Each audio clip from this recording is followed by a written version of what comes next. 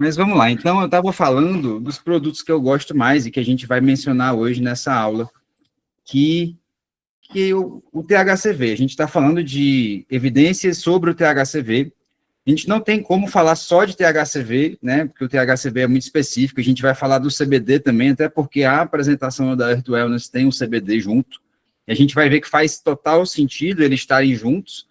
E aí, primeiro eu vou me apresentar para vocês. Eu sou médico generalista, sou professor universitário com 7 anos de experiência em cannabis, e eu fui desenvolvendo os meus métodos ao redor desses 7 anos. Eu sou pós-graduado em medicina canabinoide pela Unileia, pós-graduando em psiquiatria na Unifacisa, onde eu sou professor também, pós-graduando em psicodélicos na saúde mental, aqui no Instituto do Cérebro, no Centro Avançado de Medicina Psicodélica em Natal. Sou mestrando do Laboratório de Engenharia de Materiais, no CertBio da UFCG. A minha vida é uma montanha-russa de hiperfocos, né? Eu tenho nanodegree em aplicações clínicas com cannabis medicinal pela Inspiralha. Eu sou professor da pós-graduação de enteogenia terapêutica no Instituto Hermes e professor da pós-graduação de dor da Unifacisa também. Eu sou membro da Ambicam, e a gente vai conversar um pouquinho sobre a Ambicam hoje, também da APMC. Eu sou um membro convidado social media da SCC, da Society of Cannabis Clinicians, que é como se fosse uma Ambicam lá dos Estados Unidos. E eu sou o fundador do Instituto Cannabis na Prática. Aqui é um pouquinho do meu trabalho na SCC, na Society of Cannabis Clinicians, onde eu faço cobertura de artigos científicos e de novidades científicas. E eu já atendi mais de 4.000 pacientes na telemedicina nesses últimos 3 anos de telemedicina focada em cannabis.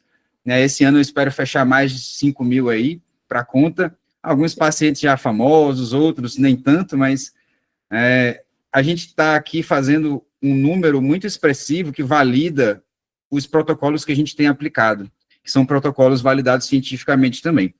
E agora a gente vai ter um novo olhar para o THCV. Eu quero que vocês prestem bastante atenção, porque o THCV, ele está chamando a atenção por um lado, é um lado muito legal do emagrecimento. O emagrecimento é a bola da vez, né? A indústria do emagrecimento é muito legal, mas a gente não vai ver só emagrecimento hoje.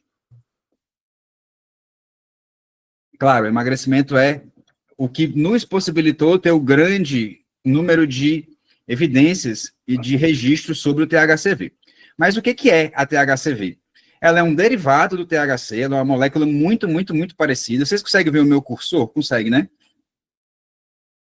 Conseguimos. Joia. Então, o THC, ele é uma molécula, o THCV é outra molécula, e a única coisa que tem de diferente dos dois é uma ligação aqui, que ao invés de ser uma cadeia de propil, de pentil, é uma cadeia de propil. Tem 3 carbonos a menos aqui, ó, na caudinha.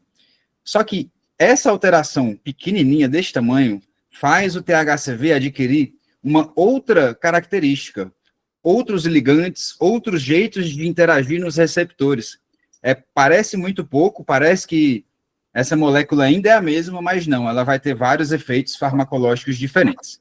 Então, o THCV tem uma afinidade diferenciada pelos receptores CB1 e CB2 em comparação com o THC, que a gente vai esmiuçar, e em baixas doses, o THCV age como um antagonista do receptor CB1, ele bloqueia esse receptor parcialmente. A gente vai voltar nesse conceito de bloquear parcialmente, e por que isso é tão importante.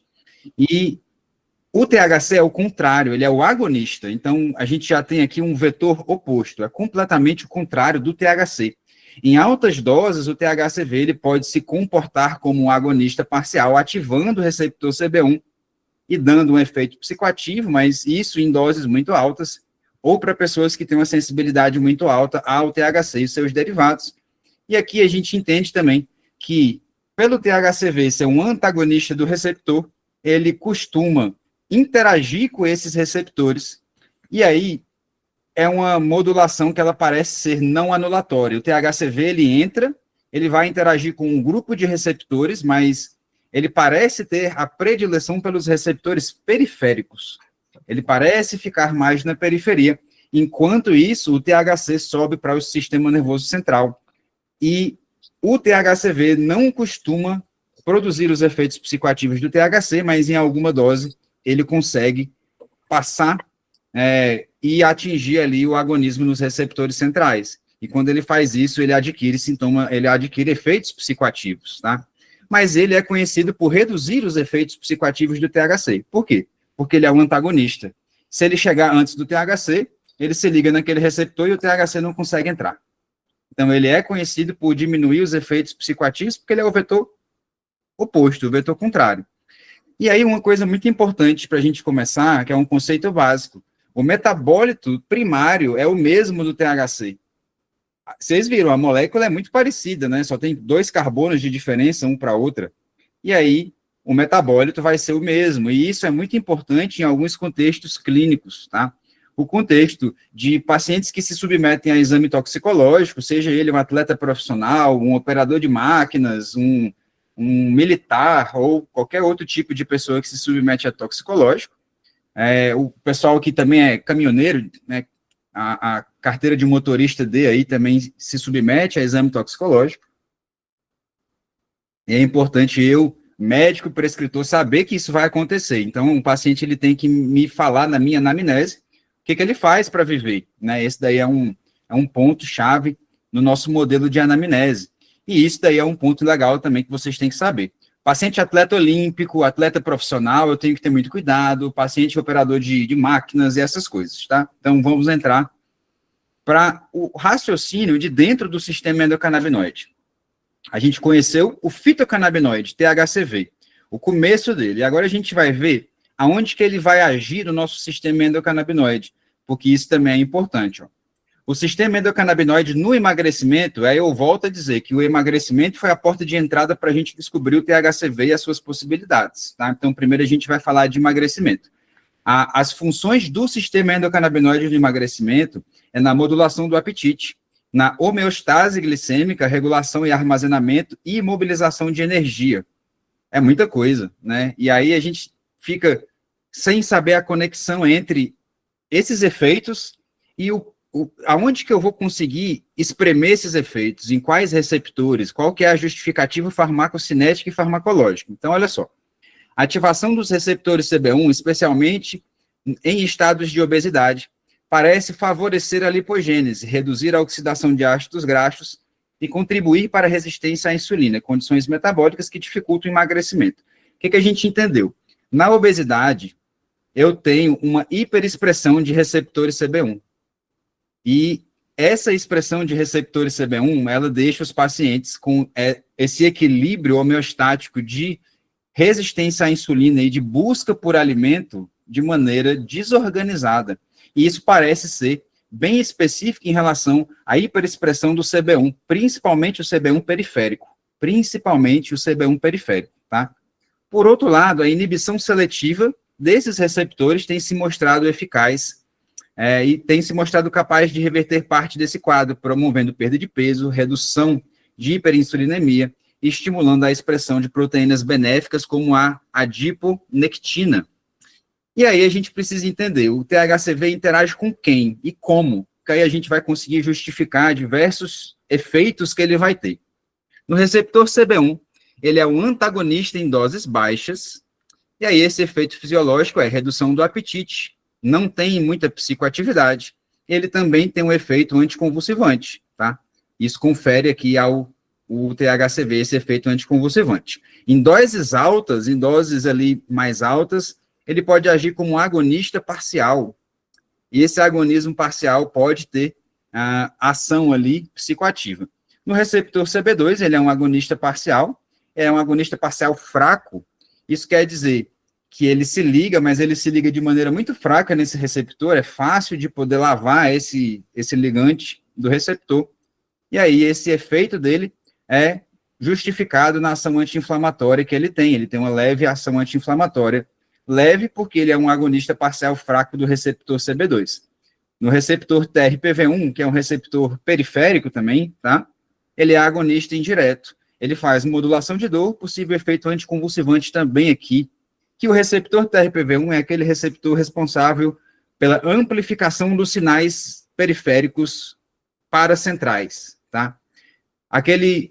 Aquela dor crônica que está ali, ela está ali por causa do receptor TRPV1, que está amplificando essa informação álgica, recrutando novos neurônios para ser neurônios acessórios da dor. É o TRPV que faz isso. Quando eu tenho uma modulação indireta dele, eu modulo a dor com o THCV também.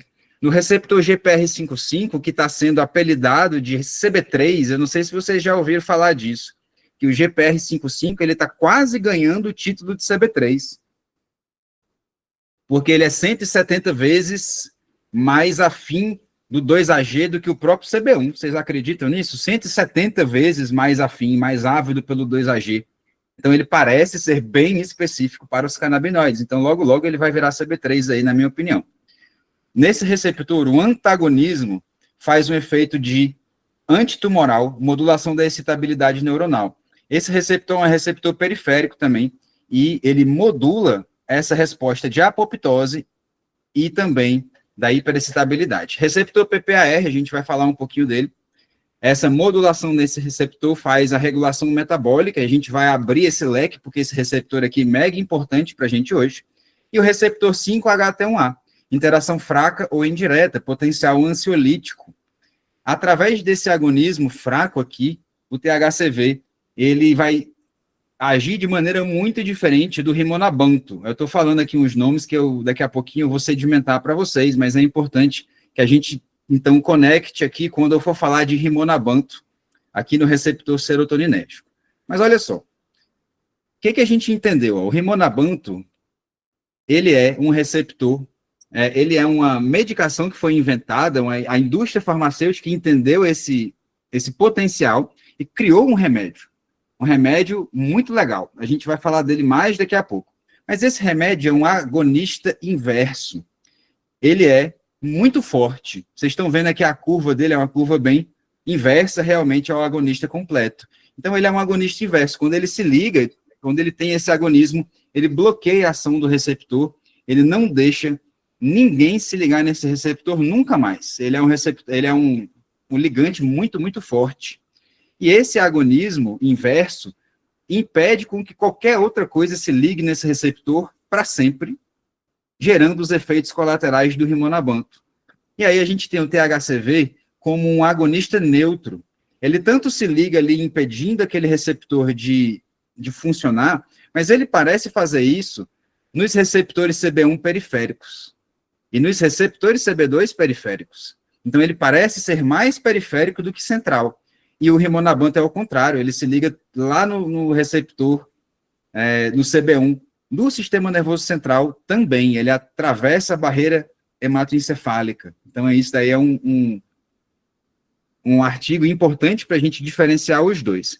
O THCV, vocês estão vendo que ele está para cima, ele é um agonista parcial em doses altas e um agonista neutro, tá, em doses baixas, e isso daqui vai conferir a estabilidade da ação e a segurança da ação do THCV perante ao seu rival ali farmacêutico, o rimonabanto, tá?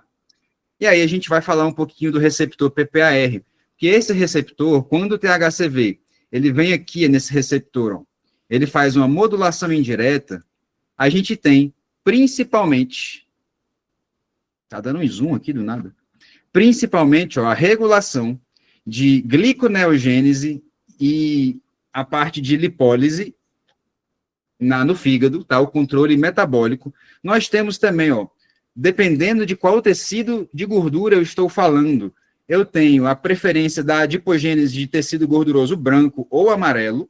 Então, a gente tem a indução de Browning, que é o tecido adiposo marrom, que é mais fácil de quebrar do que o branco.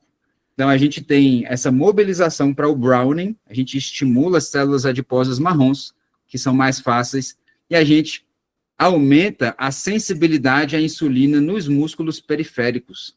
Então, isso daqui vai ser muito importante para a gente entender por que o THCV age e como que ele vai agir. É através dessas relações aqui, nesses sistemas, tá? O PPAR controla outras coisas também, mas aqui é muito importante que a gente entenda essa parte de metabolismo da glicose, metabolismo das gorduras, insulina, e também a regulação central de comida, de fome, tá?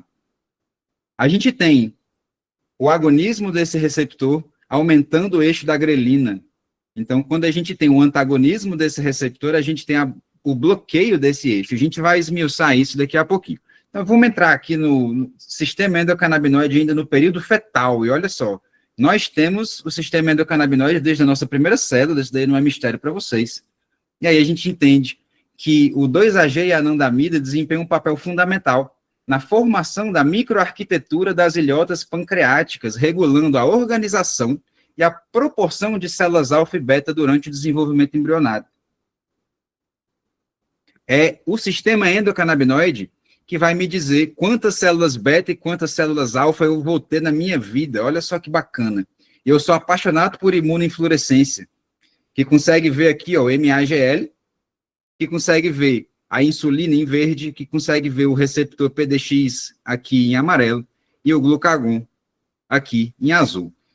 Por que isso daqui é importante? A gente tem MAGL em todas as nossas células pancreáticas, é a maquinaria do sistema endocannabinoide para o 2-AG, e a gente já conseguiu ver o quão responsivo é o nosso sistema endócrino a essa mudança, aos endocannabinoides.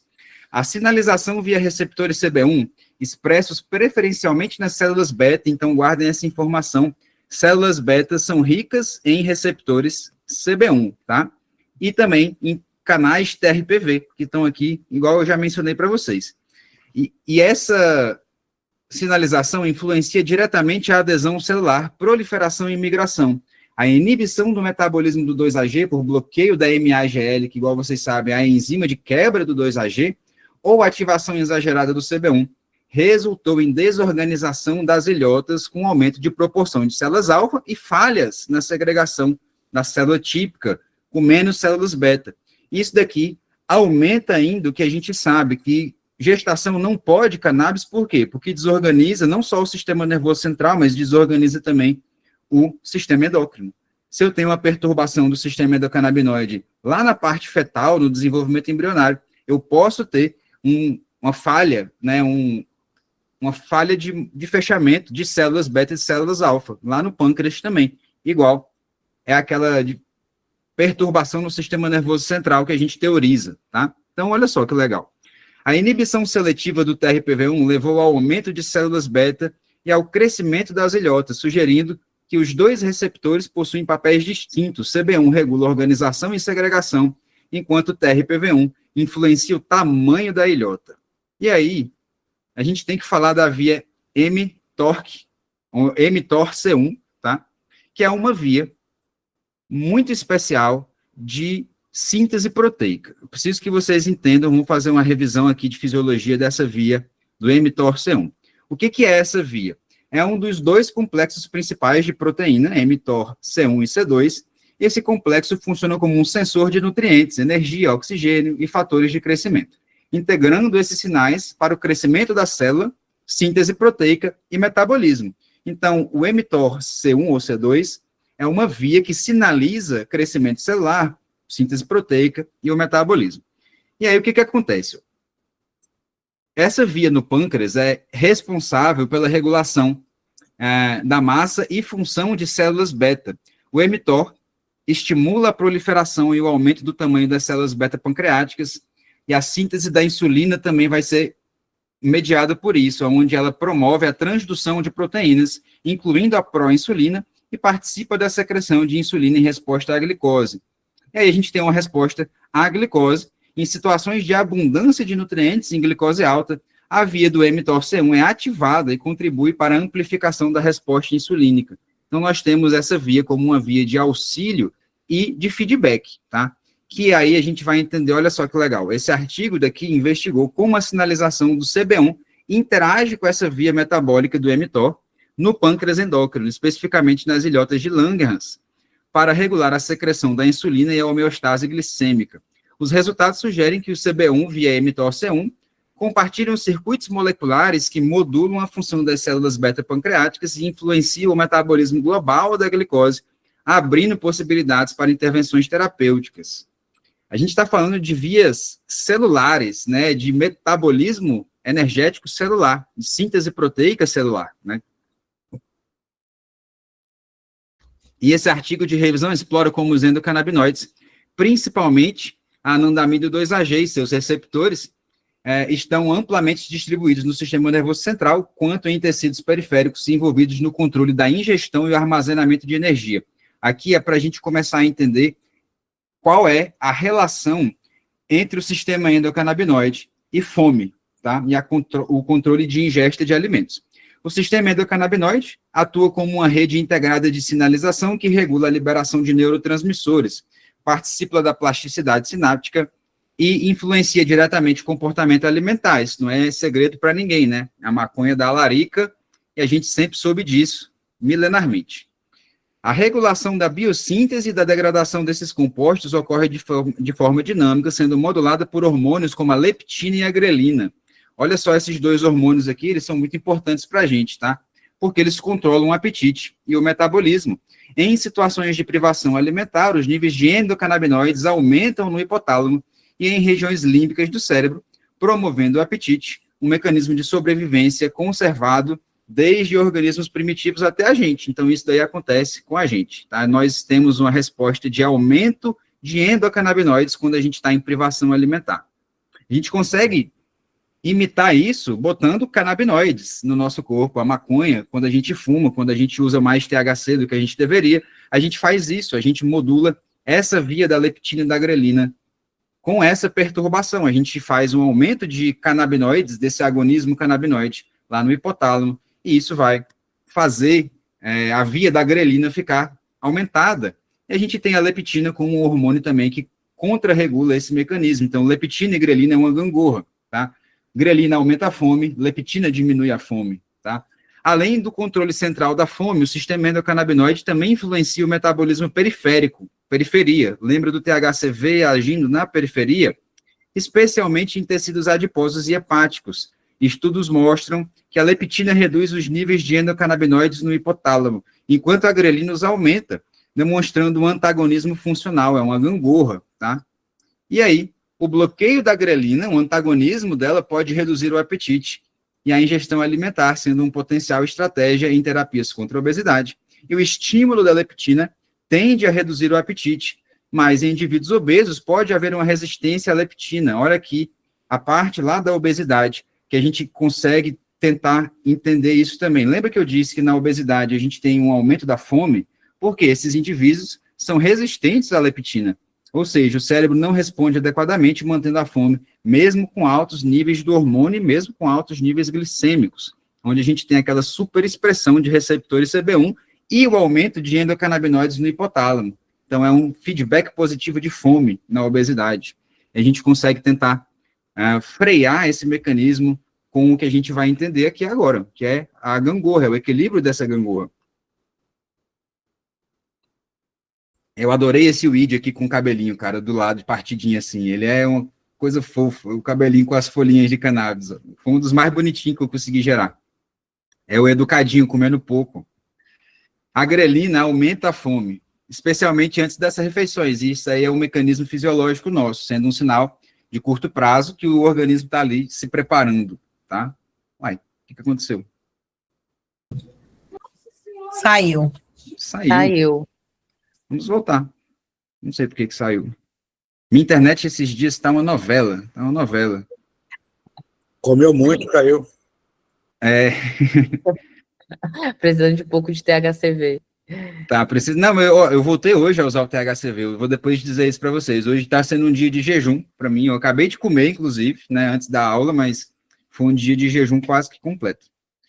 Ó, a gente tem algumas outras evidências. Eu disse para vocês que também a gente vê evidência, né? Onde estão as evidências? A gente está mergulhando aqui nelas hoje para ver esses mecanismos sendo elucidados. Porque quando a gente entende que já tem gente vendo esse mecanismo e costurando esses mecanismos dentro da prática clínica, a gente consegue ter um pouco mais de assertividade na nossa prescrição.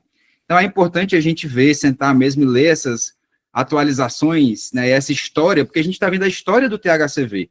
Como que a gente entendeu essa molécula e os potenciais dela, e a gente começou a visualizar esses efeitos, tá? Esse outro estudo aqui investigou o papel do sistema endocannabinoide na regulação do equilíbrio energético, utilizando camundongos geneticamente modificados sem o receptor CB1. Eita, o que acontece, então, quando eu não tenho receptor CB1? Que é, mais ou menos, o que aconteceria quando eu faço um antagonismo desse receptor. Então, o que acontece se eu nasço sem esse receptor? Os resultados mostraram que esses animais apresentavam um fenótipo mais magro, com menor ingestão calórica e redução significativa da massa de gordura corporal, em comparação com seus pares selvagens, CB1 positivo, embora sem diferenças no gasto energético, atividade locomotora e temperatura corporal. Isso daí mostra que o receptor CB1 ele parece ser muito específico para a ingesta alimentar, para comportamento alimentar. Por quê? O metabolismo de temperatura corporal, atividade locomotora e o gasto energético se mantiveram o mesmo. Então, não ter CB1 foi compatível com a vida para eles. Eles são magrinhos, eles são, né, menos gordinhos. E isso a gente conseguiu visualizar em outro estudo. Ó. Olha que legal. Esse estudo investigou o papel específico do receptor CB1 em adipócitos na regulação do metabolismo energético, utilizando camundongos geneticamente modificados com deleção induzível de CB1, apenas em células adiposas. Isso daí é uma das coisas que me deixa também mais intrigado, porque a ciência hoje consegue tirar geneticamente o receptor CB1 só da gordura de ratos. Olha só que legal, é uma engenharia muito massa, né? Os resultados mostraram que a ausência de CB1 em adipócitos protegeu os animais contra a obesidade induzida pela dieta. Force feeding é alimentar o rato ali mais do que deveria, tá? Eles fizeram force feeding, alimentaram à força os ratos para induzir diabetes, e mesmo assim, essa ausência de CB1 protegeu esses indivíduos contra o aumento de peso. Olha só que da hora. Reduziu a adiposidade total, melhorou a sensibilidade à insulina, aumentou o gasto energético e promoveu a remodelação do tecido adiposo, com indução de Browning, que é aquela gordura marrom, que é aquela gordura que é mais fácil de recrutar como forma de energia. Por fim, a inativação do CB1 em adipócitos também foi capaz de reverter a obesidade já estabelecida, com melhora significativa em parâmetros metabólicos e comportamentais, posicionando o receptor CB1 como alvo terapêutico relevante e seguro quando bloqueado de maneira periférica. Aqui, de novo, a periferia está saltando como informação importante. Se eu faço esse bloqueio periférico, eu pareço estar protegendo o sistema nervoso central. E olha só que legal. Aqui a gente está vendo o sistema endocannabinoide regulando a expressão de insulina. Esse estudo investigou como a ativação dos receptores CB1 nas células beta-pancreáticas. Lembra que eu disse que tem muito CB1 na célula beta-pancreática? Esse estudo aqui avaliou que essa ativação regula a secreção de insulina por meio de vias moleculares específicas, principalmente a via quinase de adesão focal, o FAQ, que é uma das vias canônicas, é uma das vias mais comuns de liberação de insulina. Então, a gente tem que o agonismo CB1, tá, pela anandamida, libera insulina, faz a liberação de insulina. Usando células, né, modelos de células beta e ilhotas pancreáticas, em camundongos, os autores demonstraram que os endocannabinoides, anandamida e 2-AG, bem como os agonistas sintéticos, estimulam a liberação de insulina. E olha só que bacana, a gente tem aqui receptores CB1R ao redor de toda a ilhota. Olha só o tanto que ela tem CB1R. Todos esses pontinhos aí são receptores CB1R, ó, os pontinhos verdes. Todos os pontinhos vermelhos são aqui as enzimas de degradação do 2-AG, MAGL. E a DAGL aqui também, ó. Então, notem que as ilhotas, principalmente as ilhotas beta, as células beta são ricas em receptores CB1, super ricas, e são muito sensíveis, né? Quanto mais receptor, mais vai agir. Adicionalmente, os autores verificaram que células beta expressam todos os componentes necessários para a síntese e degradação de endocannabinoides, e que essa sinalização ocorre de maneira autócrina e parácrina. Não parece ser uma coisa simplesmente central ou simplesmente periférica, é dos dois jeitos. E aqui, quando eu tenho um ambiente de alta glicose e mais anandamida, eu tenho mais agonismo CB1. Aqui é o agonismo CB1, que responde a alta glicose e anandamida. Aqui é o DAGL e o glucagon também, que é uma relação sensível do sistema endocannabinoide. Eles mencionam no estudo aqui que também o glucagon é sensível à resposta endocannabinoide. E aqui a gente consegue ver receptores CB1, insulina, e essa relação aqui, ó, olha como está bem rico, né, de receptores CB1 e o tanto de insulina que a gente tem. Só para a gente verificar mesmo isso, essa relação. E aqui a gente consegue ver essa liberação de insulina frente à anandamida, e o controle, ó, não liberou, o controle ficou ali bem direitinho. Então, a gente conseguiu ver que essa relação é super importante, ela é uma relação direta, tá?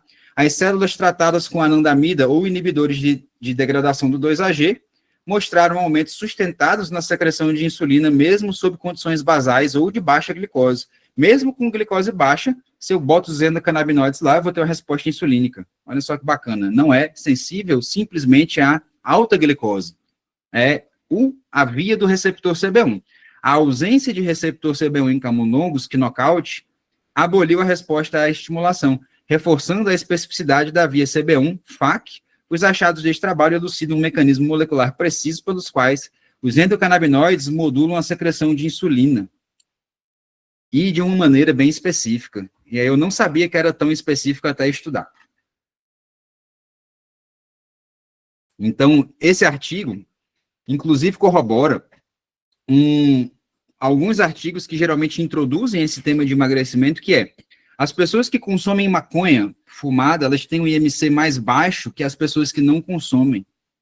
E isso é uma antítese, porque se ela tem larica pra caramba, ela fuma maconha e destrói na larica, ela teria que ter um IMC mais alto, né? É um estímulo de apetite, mas isso não acontece, isso é uma reação paradoxal. As pessoas que usam maconha têm uma relação mais saudável de saciedade com a comida. Então, o IMC delas passa a ser mais baixo, por uma via não dependente de glicose. É muito legal isso, tá? Eu nem botei esse estudo aqui, porque senão a gente nem ia sair daqui hoje. Porque, ó, eu tô correndo aqui em vários estudos para a gente conseguir terminar hoje, que são... porque a gente não chegou nem na metade ainda, mas vamos lá. Esse outro artigo, ele revisa o receptor CB2 no tratamento da diabetes. A gente só falou de CB1 até agora, porque o THCV é mais legal no CB1, mas ele também age no CB2 de maneira fraca, então a gente precisa entender o CB2 aqui também.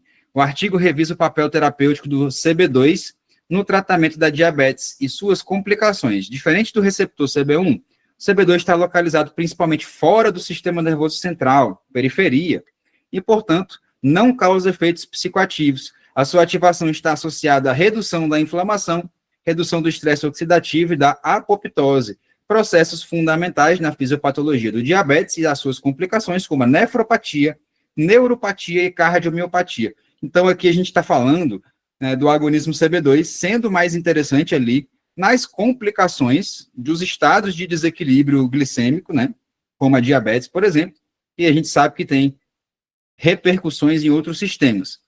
Estudos in vitro e in vivo mostraram que agonistas CB2, como beta-cariofileno, olha só, a primeira vez que a gente está falando do beta-cariofileno aqui, um terpeno muito importante, que é um agonista fortíssimo, fortíssimo, fortíssimo do CB2, tá? Esse beta-cariofileno aumenta a secreção de insulina por células beta, melhora a sensibilidade à insulina, reduz os níveis de glicose, controla os estresses inflamatórios em tecidos periféricos. Então, o que tiver beta-cariofileno e a gente puder adicionar de beta-cariofileno em alguns cenários, faz sentido também na obesidade, faz sentido nessa proteção. Além disso, a ativação do CB2 mostrou efeitos protetores significativos em modelos animais na complicação de diabetes, na nefropatia, e, por exemplo, os agonistas CB2 reduziram a albuminúria, restauraram a expressão de proteínas renais e diminuíram a inflamação glomerular. O artigo conclui que os agonistas CB2 apresentam uma alternativa promissora em outro tipo de tratamento, mas é ali já nas repercussões da diabetes, né? Nós temos aqui um outro artigo lindo mostrando que o THCV ele age de maneira intracelular dentro do complexo do retículo endoplasmático, estabilizando ele do estresse oxidativo.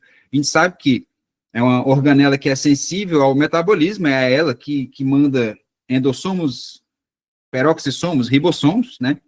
E a gente tem, então, que o THCV equilibrou essas respostas oxidativas à produção do retículo endoplasmático sobre condições de estresse que acontecem na diabetes e na obesidade. A gente sabe que a obesidade e o diabetes tipo 2 são estados pró-inflamatórios. A gente não já ouviu falar isso diversas vezes, né? O que acontece durante uma obesidade, durante a diabetes? Nós temos essa comunicação periférica pró-inflamatória desequilibrada, porque é um mecanismo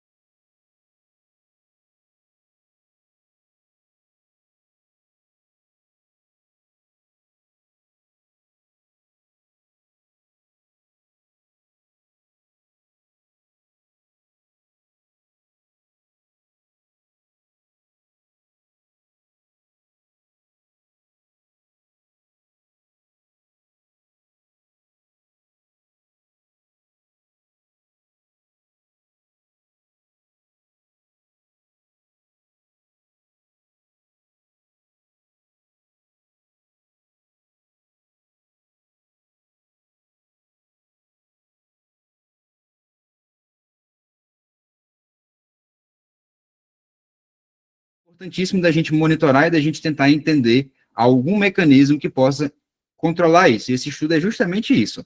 Os pesquisadores induziram um estresse no retículo endoplasmático e observaram que o pré-tratamento com o THCV protegeu as células contra alterações morfológicas. O THCV estabilizou aquelas células e deixou elas capazes de mandar a mensagem.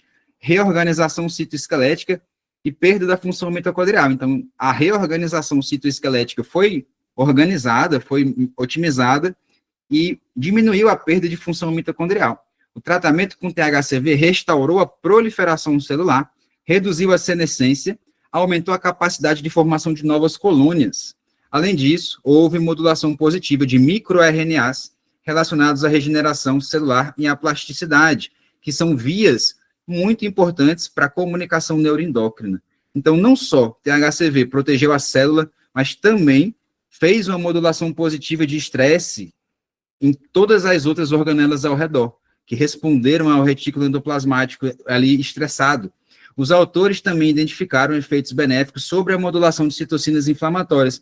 Houve redução dos níveis de interleucina 1 beta, interleucina 6 e TNF-alfa. E quem aí é nerd sabe muito bem o papel dessas três vilãzinhas aí nas inflamações periféricas, tá? Interleucina 6, TNF-alfa são os grandes maestros da inflamação do nosso corpo. E a interleucina 1 beta é um grande maestro da inflamação do tecido adiposo. Olha só, THCV protegeu essas células, diminuiu esses marcadores inflamatórios teciduais.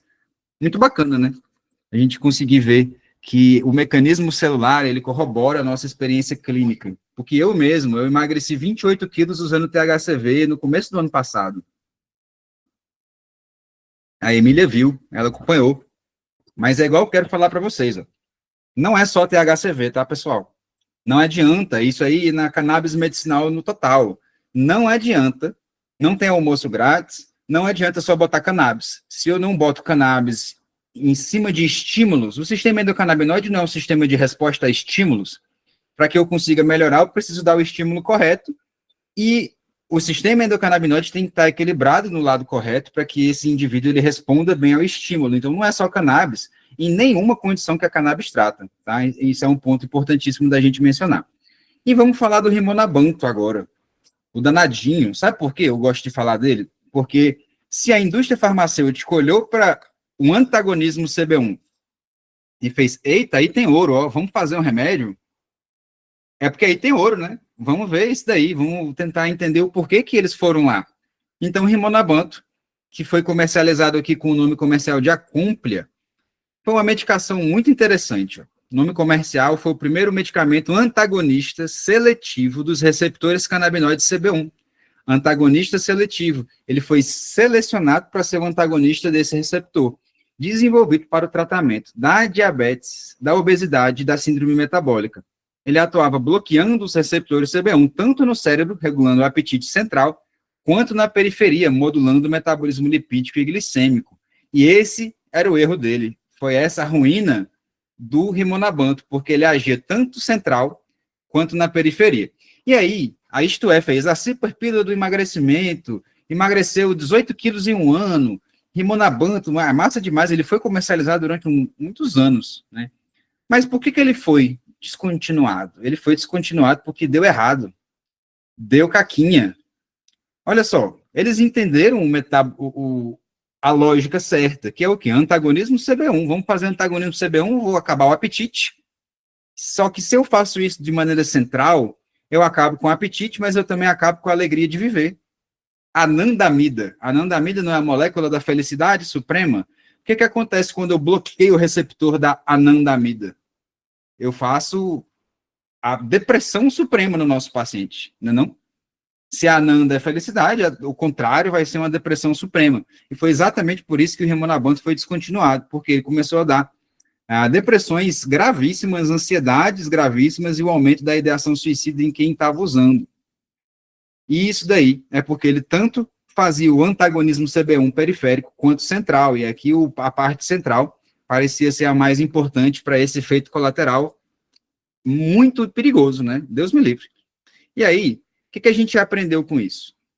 A gente aprendeu que bloquear o CB1 é uma estratégia eficaz para o emagrecimento, mas ela deve ser seletiva para a periferia, evitando o sistema nervoso central para não causar efeitos psiquiátricos, e isso impulsionou a busca pelo nosso queridinho THCV. Por isso que a gente está aqui conversando dele.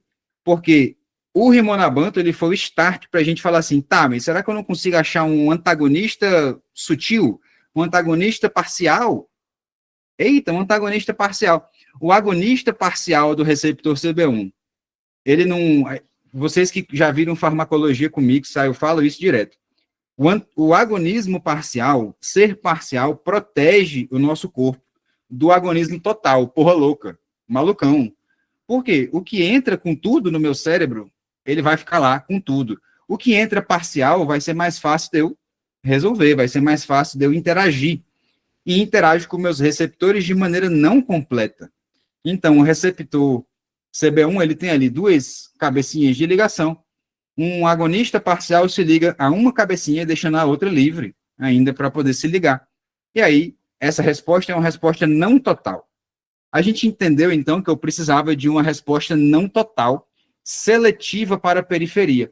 E isso impulsionou ali outros sintéticos, né, que eles estavam procurando, mas aí a gente achou em uma genética específica de cannabis, né, um fitocannabinoide menor que estava ali em parte por milhão. Ele foi descrito de maneira muito micro ali, e a gente começou a entender que será que tinha alguma genética da planta da maconha que fazia muito bem essa molécula? Os caras começaram a procurar e, pau, acharam duas genéticas, uma na África e a outra no Oriente Médio, produtores de THCV numa quantidade maior. E aí, a gente tem, então, o THCV como a gente conhece ele hoje, tá? E por que o THCV é mais seguro? Já disse isso para vocês. O THCV é mais seguro porque ele é um agonista parcial, é um agonista que é seletivo para a periferia. É tudo que ele deveria ser, tudo que Rimonabanto era para ser, o THCV é. Mágica, né? A natureza dando mais uma capotada em cima da indústria. Meu amigo, essa capotada aqui foi legal, foi linda. Olha só esse artigo aqui que compara o Rimonabanto, THCV e o mecanismo CB1, tá? Tanto o THCV quanto o Rimonabanto atuam como antagonistas do receptor CB1. Porém, eles diferem profundamente na intensidade, seletividade e perfil farmacológico, o que impacta diretamente na segurança e na tolerabilidade clínica. THCV é um antagonista parcial do CB1 com um mecanismo dose-dependente. Ou seja, o THCV modula a atividade CB1 sem bloqueá-lo completamente, preservando parte da sinalização fisiológica do sistema endocannabinoide, algo essencial para evitar efeitos adversos relacionados com humor, apetite e motivação. Que é aquela coisa, eu tirei o apetite do cara, mas ele ficou sem vontade de viver. Deus me livre, eu quero tirar o apetite dele, que ele queira ir para academia, que ele queira, sei lá, dar um cheiro na esposa, tanto faz, né?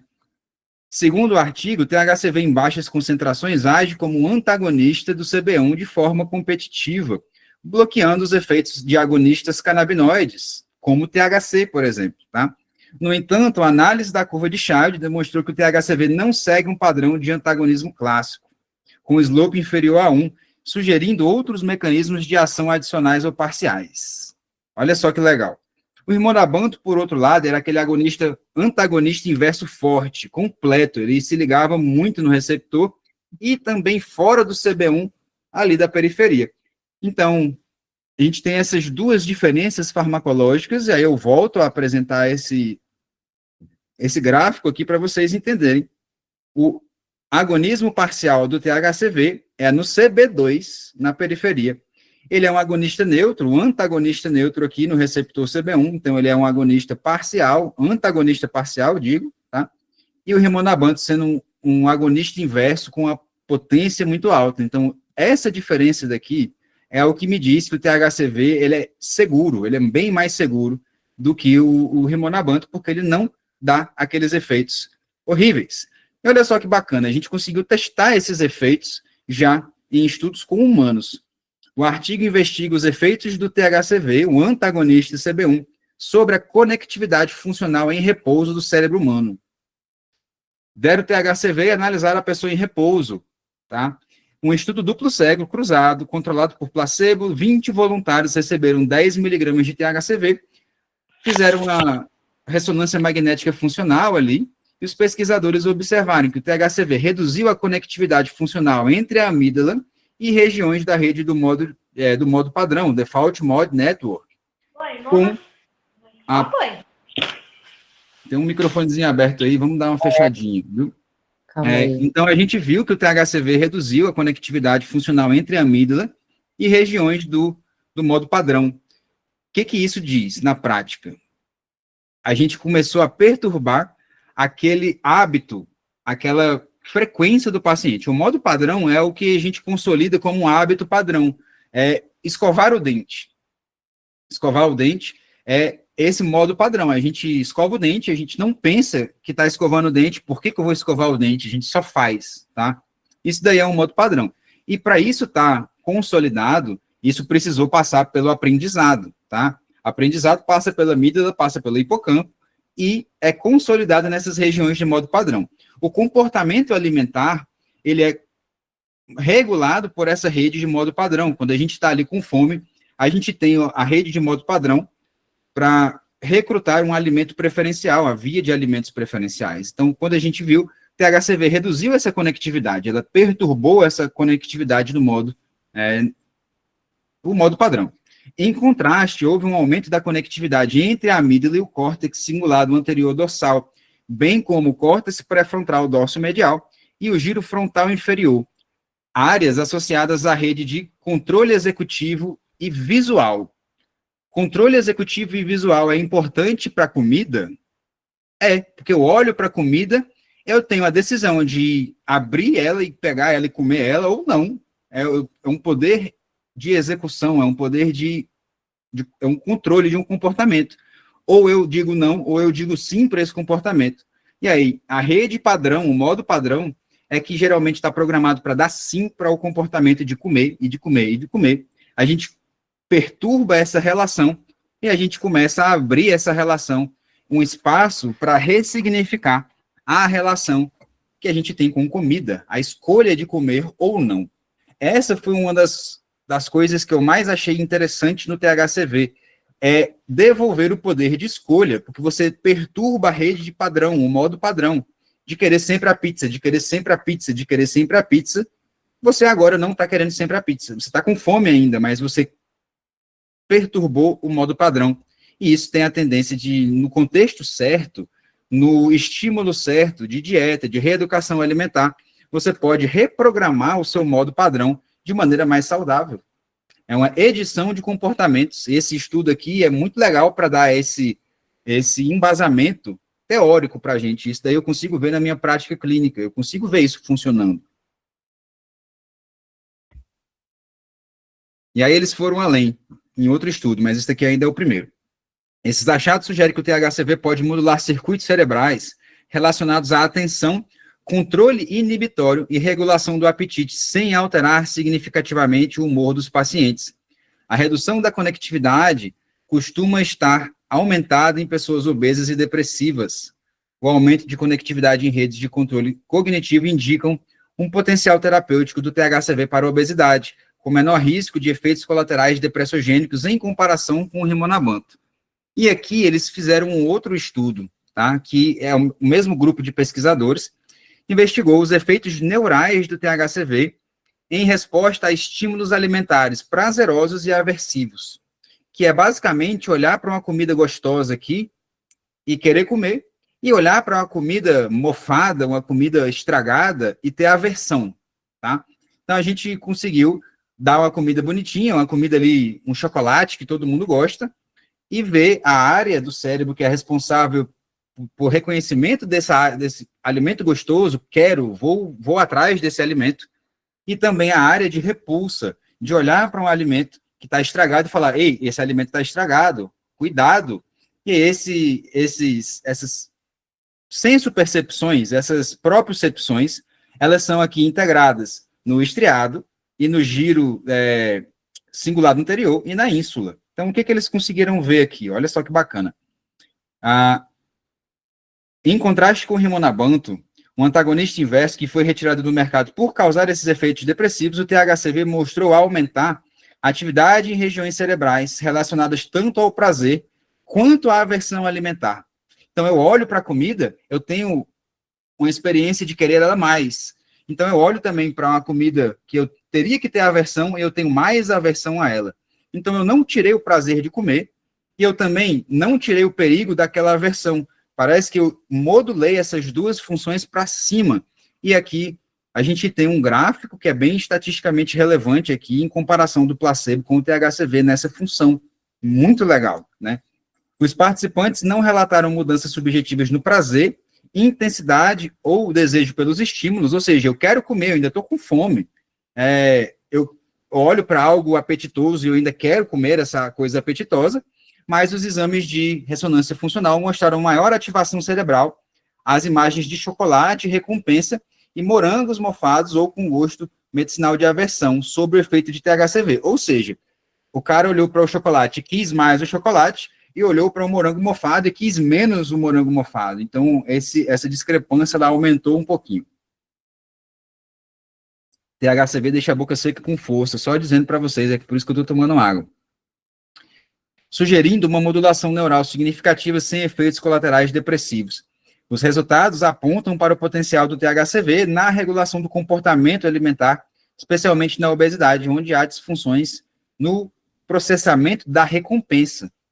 É aquela sensação de prazer comendo, é a significação do alimento, porque os obesos, eles têm prazer em comer. Quem não tem prazer em comer? Comer é muito bom, né? Pelo amor de Deus, comer é maravilhoso. Só que eu não posso ter uma relação preferencial de prazer com a comida, eu tenho que ter uma relação de me nutrir, né? Eu tenho que ter uma relação de realmente comer por necessidade, comer por obrigação, às vezes, mas quando eu boto prazer como a minha primeira sensação, aí eu consigo descontar qualquer outro tipo de frustração na comida. E é o que o THCV ele organiza, tá? Essa relação entre comportamento alimentar e no processamento da recompensa. Você não deixa de gostar, igual a gente acabou de ver, esse estudo lá de cima. Você não deixa de querer a comida. Mas essa sensação de recompensa, ela deixa de ser aquela coisa orgásmica, orgástica, porque você entendeu o objetivo. Você consegue dar não para a comida, você consegue olhar para um McDonald's, por exemplo, e ter aversão a essa comida. O obeso, ele olha para um McDonald's e ele tem vontade de comer. As pessoas, geralmente, que não entendem a aversão que você tem que ter àquela comida, elas vão agir pelo impulso, pelo modo padrão. E aí, desbloquear isso, né? Desincronizar isso, te dá a chance de sincronizar em uma nova via. E o perfil dose dependente, e por ser seletivo à periferia, o THCV é muito mais seguro. Ele é muito mais seguro, igual a gente já viu, só que o THCV não age só no emagrecimento. Aqui é onde a gente estava conversando no começo da aula sobre outras aplicações do THCV em males modernos, jogo, vícios, comportamentos desviantes, tá? A gente tem o THCV e essa ação que ele tem na desconexão do modo padrão como uma excelente maneira acessória de tratar vícios, de tratar vício de jogo, vício de bebida, vício de tabaco, vício de cocaína, tá? Vícios, onde a gente precisa ressignificar essa relação de prazer. Se o THCV fez isso com a comida, provavelmente ele vai conseguir fazer isso também com o que depende da rede padrão, a rede de modo padrão.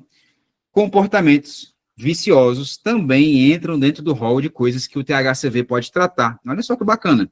O artigo discute o potencial terapêutico dos antagonistas neutros do CB1R para tratar transtornos por uso de substâncias. Inicialmente, o rimonabant, um antagonista CB1 com um perfil de agonista inverso, mostrou-se eficaz na redução do consumo de drogas e alimentos em modelos animais e humanos. No entanto, seus efeitos colaterais psiquiátricos, como depressão e ideação suicida, levaram a sua retirada do mercado. Mais uma vez, né? A gente já está cansado de saber.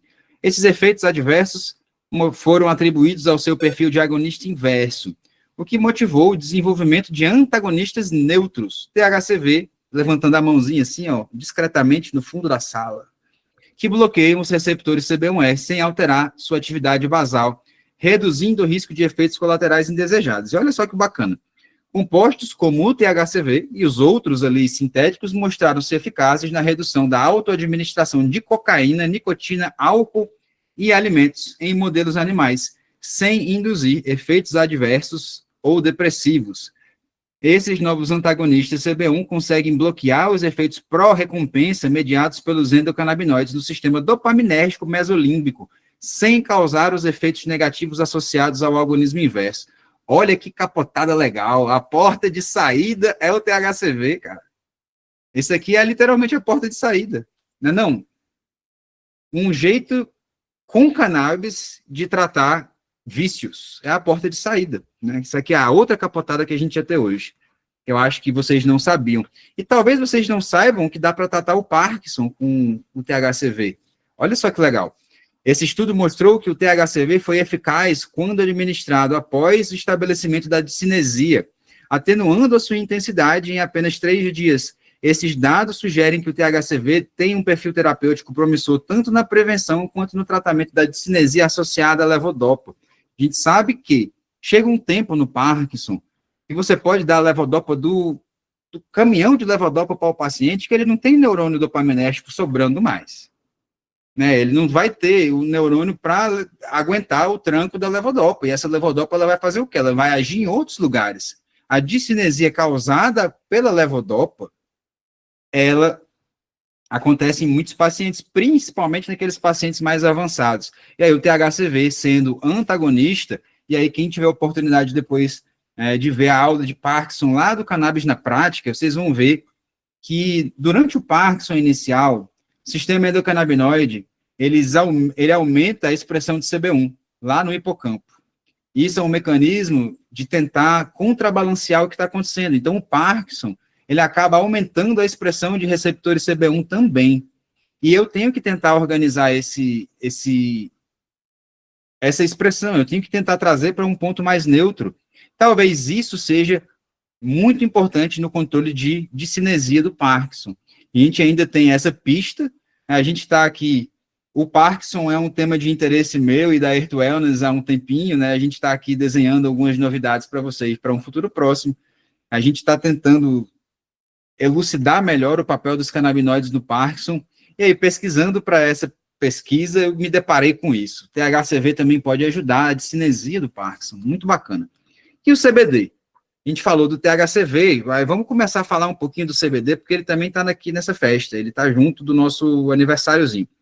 Bom, o CBD ele também age como modulador de apetite. A gente tem ali o perfil de interação do CBD com seus receptores, é ligeiramente diferente, mas a gente entende também que o CBD ele tem o seu papel na síndrome metabólica. Esse artigo de revisão avalia de forma crítica o potencial terapêutico do CBD no tratamento da síndrome metabólica e suas principais condições associadas à obesidade, resistência à insulina, dislipidemia, hipertensão arterial, doença hepática gordurosa não alcoólica. Em estudos pré-clínicos, o CBD mostrou o potencial de reduzir peso corporal, melhorar o metabolismo da glicose, regular os lipídios plasmáticos e atenuar processos inflamatórios e vasculares, com destaque para o seu papel na sensibilização dos tecidos adiposos à insulina e redução da inflamação em modelos de doença hepática não gordurosa. Contudo, os autores alertam que os resultados em humanos são inconsistentes. Né? Se a gente tem pouco tempo de estudo com CBD para a maior parte das coisas, é óbvio que vai ser inconsistente os resultados, né? Cada produtor tem uma medicação diferente, cada produtor faz um desenho diferente, é difícil demais de cegar, é muito difícil de fazer isso com cannabis, tá? Enquanto alguns estudos mostram que o CBD pode reduzir o apetite e melhorar a saciedade, outros não observaram alterações significativas no peso ou no consumo alimentar. Também há resultados divergentes em relação à glicemia, insulina e perfil lipídico, que é atribuído a variações metodológicas entre os estudos, tá? É isso que a gente estava falando. Mas aqui, o CBD ele tem sim o seu papel, e aí a gente já viu uma revisão aqui muito bonita que fala um resumo disso aí tudo, tá? Esse artigo apresenta uma revisão sistemática de 11 ensaios clínicos randomizados que investigaram o efeito do CBD sobre o apetite no peso corporal. Os estudos analisados variaram amplamente em termos de população, doses, 5 miligramas por quilo até 750 miligramas dia, é uma dose muito variante, né?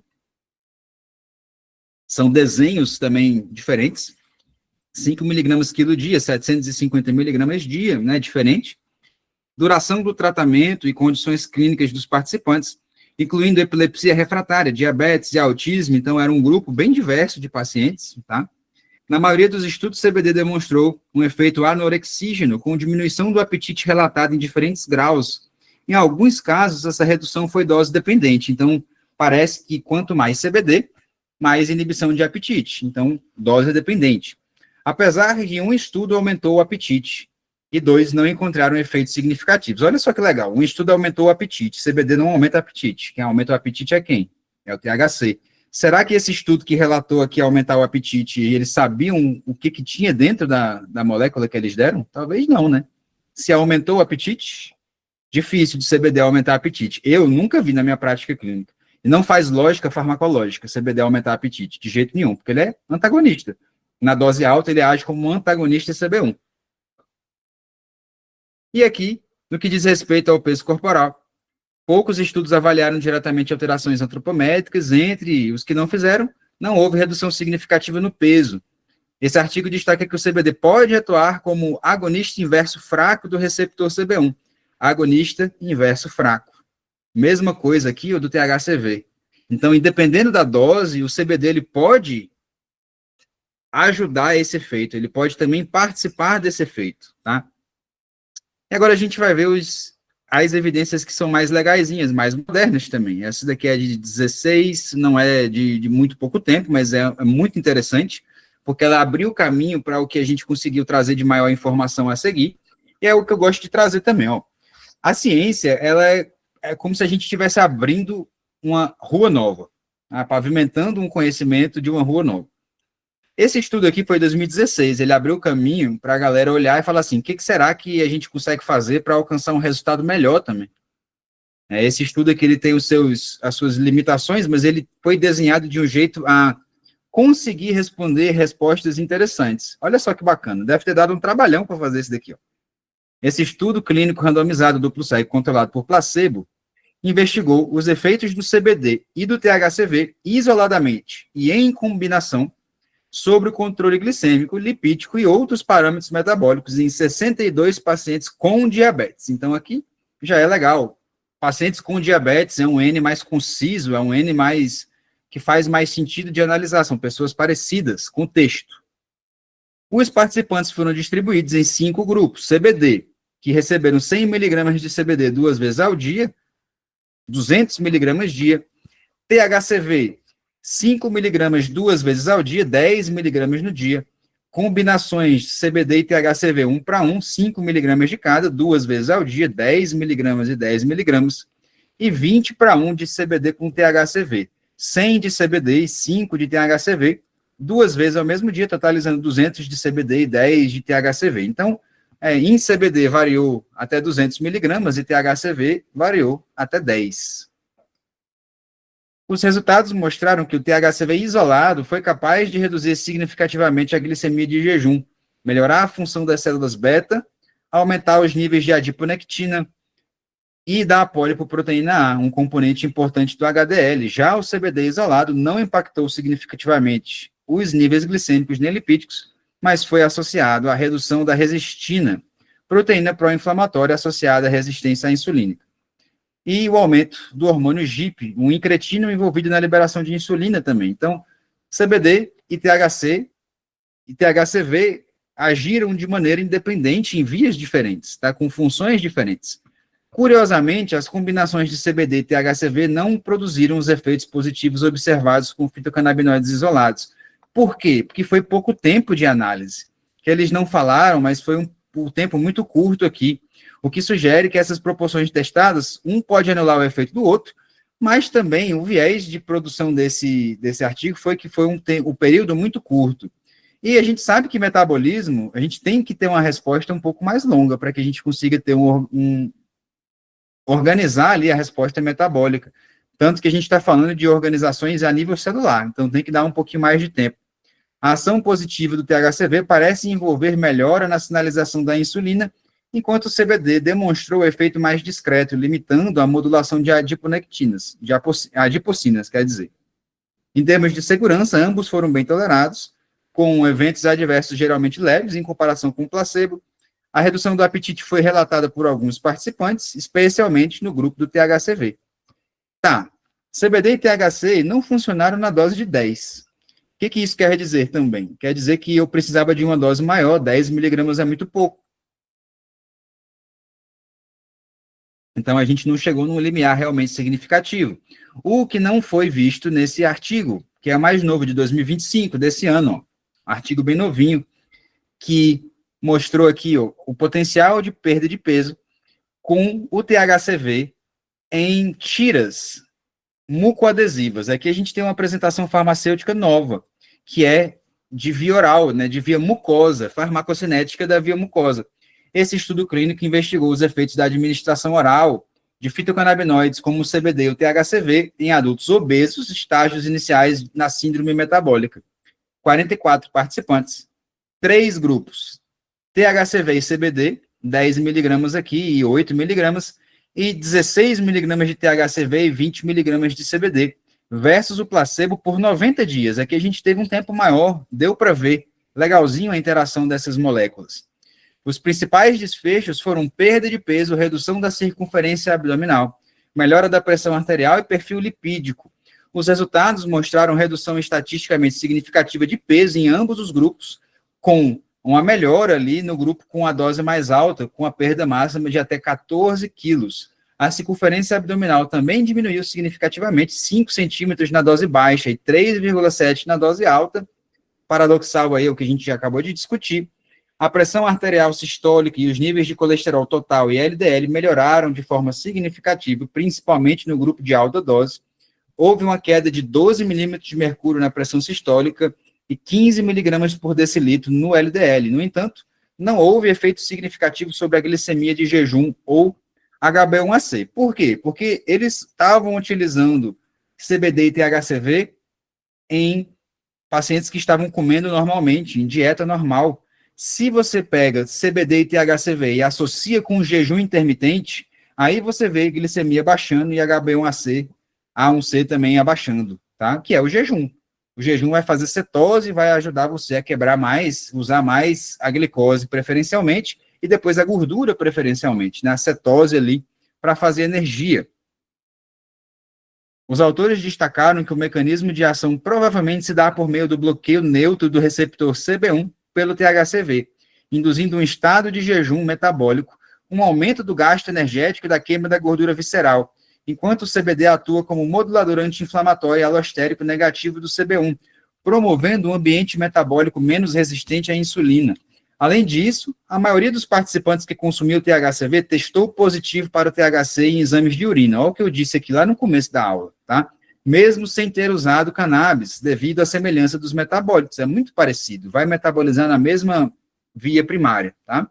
O estudo conclui que THCV e CBD é clinicamente eficaz, seguro e promissor como intervenção metabólica, principalmente em obesos não diabéticos. O autor sugere que futuros estudos incluam um maior número de participantes e controles de fatores como a dieta, o uso de álcool e de medicamentos, além de recomendarem testes de urina antes e depois para avaliar com mais precisão a excreção de metabólitos. E aí isso nos traz uma reflexão muito legal. Eu gosto sempre de finalizar nossos momentos com algumas reflexões e algumas discussões, tá? A gente sabe que THC é um agonista CB1, e esse agonismo, ele dá fome. A gente já viu o mecanismo neuroadaptativo que é responsável por isso. Então, se o THC dá larica, eu posso dizer que o THCV é a larica reversa? É o vetor contrário. O THC vai para frente, o THCV vai para trás. É o vetor contrário. Eu posso dizer que o THCV dá uma larica reversa, mas numa dose baixa, igual tudo que a gente viu na cannabis até hoje. Start low e go slow, menores doses possíveis, a gente tem uma curva bifásica, aonde o THCV perde também o sentido. Se eu dou uma dose exagerada, perde o sentido. E é por isso que é tão legal a apresentação da Earth Wellness com o THCV. Não sei se vocês perceberam, pessoal. O THCV da Earth Wellness é o quê? É 16 miligramas de THCV e 16 de CBD, não é? Ó? Por ml. É exatamente o que o paciente precisa aqui, segundo esse artigo. E eu tenho certeza que o THCV da Earth Wellness foi pensado antes da publicação desse artigo aqui. Então, muita coincidência talvez, né? Mas funciona exatamente aqui, ó, nessa linha, essa zona de tratamento entre 16 miligramas e 20 miligramas de CBD parece ser uma zona de desbloqueio dessas funções. Isso é muito importante. Então, a gente vai ver, Vanessa, eu vou discutir uns casos clínicos daqui a pouquinho, mas isso daqui é muito legal. Porque a gente começou a ter, então, os hints, né, as dicas na ciência de como que eu vou fazer. Porque eu sei do potencial. Agora eu tenho um estudo aqui que mostra em pacientes e mostra uma sugestão de dose. Então, quando eu consigo pegar esse artigo aqui e fazer isso na minha prática clínica, o que acontece? Vamos ver agora, então, só um resuminho antes da gente entrar para os casos clínicos, tá? Tanto o CBD quanto o THCV atuam como moduladores do sistema endocannabinoide, com destaque para os seus efeitos no receptor CB1. THCV funciona como antagonista neutro ou agonista inverso do CB1, o que bloqueia os receptores orexígenos, os efeitos orexígenos de aumento do apetite, então é diminuição do apetite. O CBD, embora com menos afinidade pelo CB1, atua como modulador alostérico negativo, agindo sobre os receptores TRPV, PPAR, 5-HT1A também, contribuindo para a redução da inflamação crônica do tecido adiposo e melhorando a sensibilidade à insulina. E aí a gente consegue entender aqui, ó, dosagens indicadas nos estudos até agora, que isso vai basear nossa prática clínica e a discussão dos casos clínicos que eu vou dizer para vocês agora. 5 miligramas de dose inicial, atingindo 16 miligramas ou 20 miligramas, para ser um pouco mais conveniente, tá? Ou então 16 mesmo, no caso da Earth Wellness, que é 1 ml, fechadinho, é bem legal. Na verdade, o da Earth Wellness tem 33,33. Vai dar mais ou menos 20 gotas para chegar em 16 miligramas. É meio ml, é meio ml. Meio ml, isso. Perdão pelo erro aí. Mas, então é o seguinte, meio ml, cara. E o que isso quer dizer? Vamos pegar, antes da gente entrar para os casos clínicos, eu quero chamar a atenção para uma coisa. Meio ml, 16 miligramas. Esse paciente ele está levando um frasco que, teoricamente, é um frasco mais caro. Eu acho que talvez seja o canabinoide mais caro que a gente tem hoje, né? É o THCV, porque ele é o mais raro. E aí, um frasco duraria 2 meses para esse paciente, fazendo 16 miligramas por dia. Então, é um tratamento que, se vocês forem botar no preço, ele vale muito mais a pena que um Mounjaro, que é R$2.000 por mês. E olha lá, né? Enfim, só para trazer esse argumento também. Dosagens iniciais do THCV, de 5 miligramas a 16 miligramas por dose, 2 vezes ao dia, fazendo um total aqui de 10 a 32, e eu gosto de trabalhar até com 40, tá, pessoal? 40 parece ser uma dose legal, uma dose que funcionou bem comigo, sem muitos efeitos adversos. O único efeito mais preeminente é a boca seca. A boca fica mais seca do que qualquer outro canabinoide que eu já usei na minha vida, tá?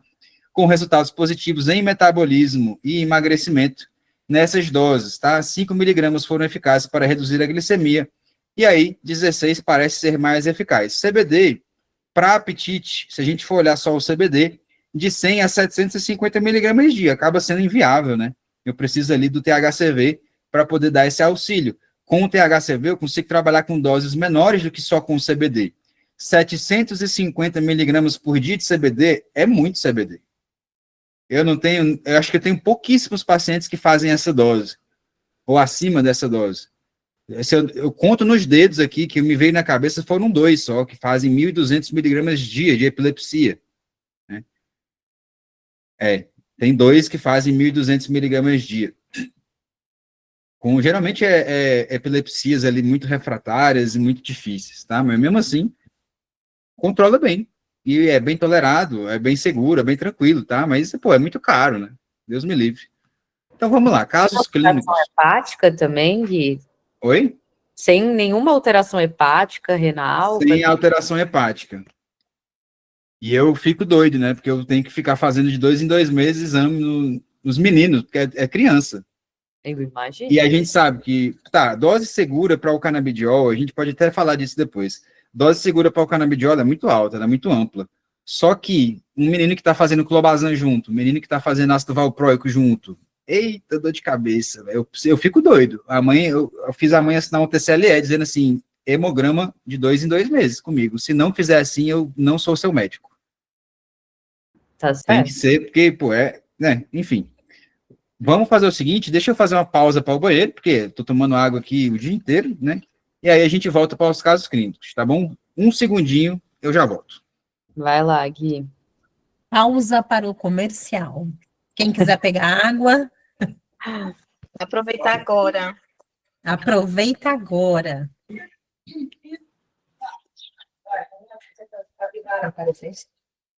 E quem quiser ir perguntando também, se quiser colocar já as perguntas no chat, depois eu e a Cris podemos ler para o doutor Guilherme.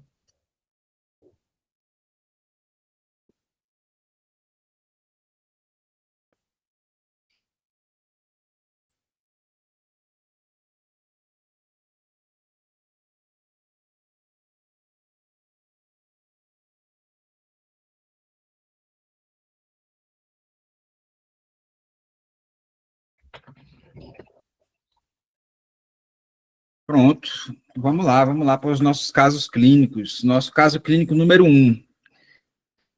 Esse caso clínico é muito interessante. Ele foi um dos meus primeiros contatos com o THCV e foi uma experiência desafiadora, porque o paciente é um atleta profissional. É um atleta de altíssimo rendimento, que tem 39 anos, é profissional mesmo, né? Ele só faz isso e aí ele tem uma empresa que também é da área dos esportes, né? Ele fez 6 Ironmans no ano e ele fala que isso teve um preço para a saúde física dele, né? E aí, o que ele estava procurando? É um paciente que já se tratava comigo para recuperação física e para algumas coisas, né? Ele disse, eu preciso emagrecer, cara. Eu preciso perder o pouco de gordura que eu preciso perder, eu não estou conseguindo perder, porque eu já tenho uma dieta perfeita.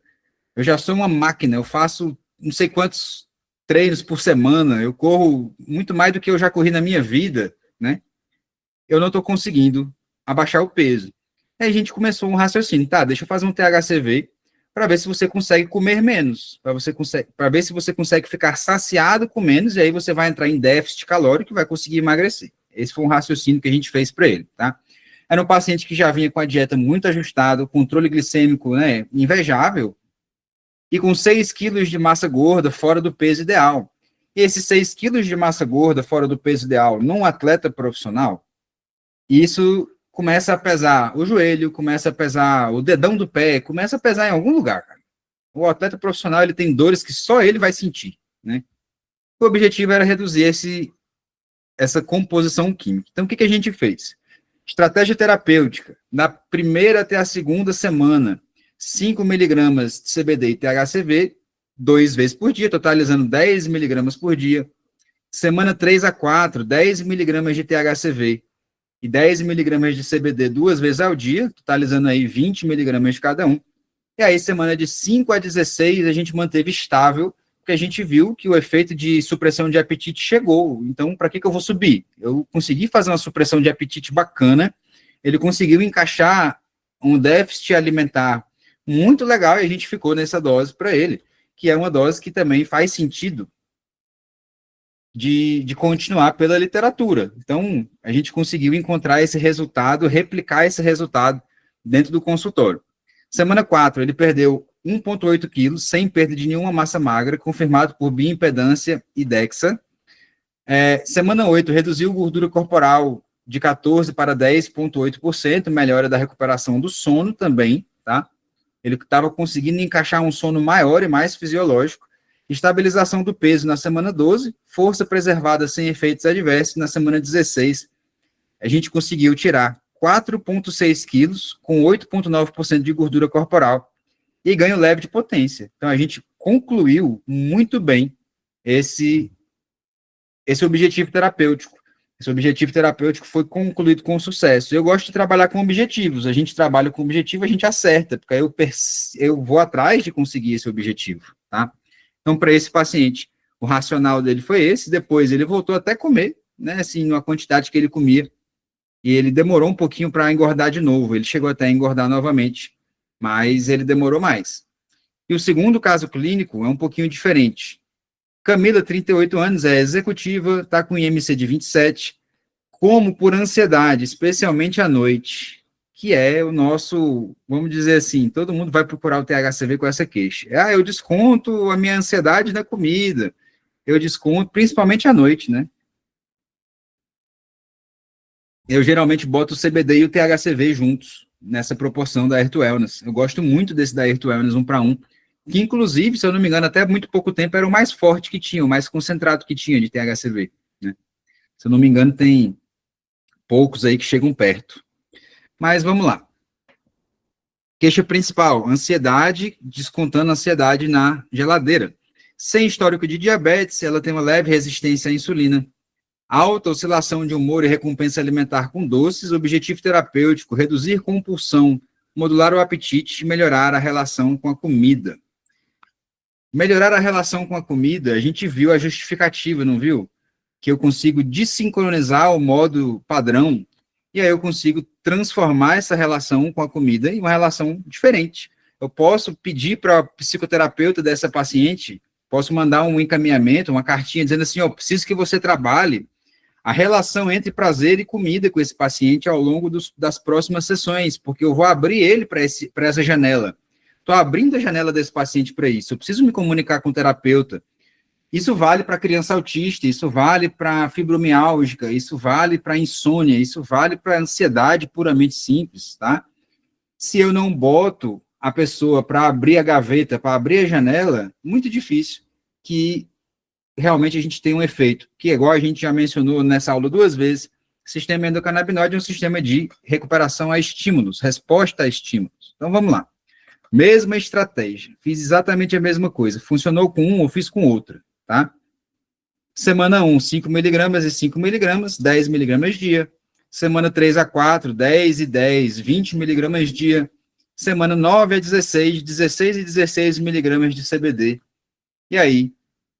Semana 2, refere leve boca seca. Igual eu disse para vocês, boca seca vai ser talvez o sintoma mais encontrado nos nossos pacientes que fazem uso do THCV. E é muito mais seca do que qualquer outra coisa que vocês já viram. Tá? Eu não sei porquê, mas parece ser bem específico para a periferia das nossas glândulas salivares. Melhora do controle da vontade de comer doces. Aí eu fico me questionando o seguinte, quando a gente olha para uma comida apetitosa, a gente saliva, né? A gente fica molhadinha a boca. Será que esse mecanismo está aqui também? O contrário dele, né? Tipo, saiu a saliva, eu vou achar a comida menos apetitosa? Fiquei com isso na cabeça. Fiquei com essa dúvida. Levantei essa hipótese, tá? Semana 6. Relata pela primeira vez, sinto que o cérebro não implora mais por comida. Adoro esses fragmentos de que o paciente fala assim, eu voltei a sonhar. Estou tendo mais pesadelo até, isso é uma coisa boa, que na hora que eu entendo que ele está em mais sono REM. Pela primeira vez eu sinto que comida não é mais um impulso, meu cérebro não implora mais por comida. Quando o paciente diz isso, quer dizer que o modo padrão caiu. O modo padrão está falhando, está dando uma interferência no modo padrão. A 6ª semana a gente viu essa interferência. Semana 10, o peso diminuiu 3,2 quilos, compulsão alimentar praticamente extinta, sente mais clareza mental e foco. Semana 16, perda total, 6,1 quilos. Início dos exercícios físicos regulares sem obrigatoriedade. Então, aqui a gente conseguiu tirar 6 quilos só com controle de ingesta de comida, cara. Tirar a compulsão alimentar, déficit calórico, a pessoa emagrece. Não tem muito segredo, né? Teve até uma coisa que viralizou esses dias aí, né? Daquele vídeo que é um rapaz falando, qual que é o segredo para emagrecer? O cara, cague mais e coma menos. Já viu esse? Esse é clássico, né? Não tem muito o que fazer, cara, é diminuir, é fechar a boca. Se eu tenho agora um auxiliar, uma muleta, para me ajudar a fechar a boca, isso daí é muito massa. Eu chamo de bariátrica sem bariátrica. Desculpem aí o pessoal da bariátrica, mas eu acho um horror que a gente consiga tirar o pedaço de alguém, cara. Eu acho isso uma coisa absurda, tá? Eu não vou entrar muito nesse assunto, mas a gente consegue tentar com uma coisa natural, que consegue ressignificar a nossa relação com a comida. Isso é muito bacana, tá? Bom, pessoal, antes da gente falar das perguntas, eu vou mostrar para vocês uma coisa, que a gente já chegou no nosso final aqui, a gente tem muita coisa para discutir ainda, para falar de experiências, mas eu quero mostrar para vocês agora a nossa mentoria. que é a única mentoria até então reconhecida pela Ambicam.